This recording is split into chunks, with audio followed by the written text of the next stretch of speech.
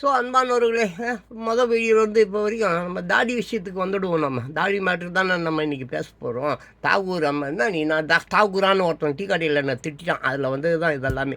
So இப்போ ஏசுநாதர் தாடி வச்சுருக்கிறாங்க. இவர் நம்ம திருவள்ளுவர் தாடி வச்சுருக்கிறாரு. சகரடேஸ் தாடி வச்சுருக்கிறாரு. மாபெரும் சிந்தனையார்கள். காசுக்காக எழுதுபவர்களோ பேசுபவர்களோ அல்ல.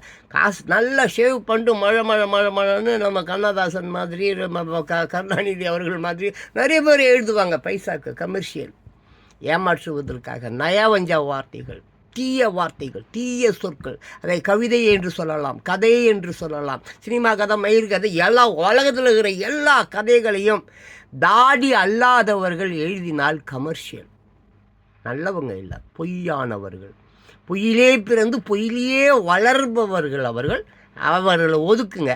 தாடி வச்சுக்கிட்டு பேசுகிற இயேசுநாதர், திருவள்ளுவர், பெரியார், இந்த மாதிரி மாபெரும் கலீலியோ ஏகப்பட்டவங்க இருக்காங்க. அவர்களை போற்றி புகழுங்கள். வணக்கம். இதோடு நான் முடிச்சுக்கிறேன்.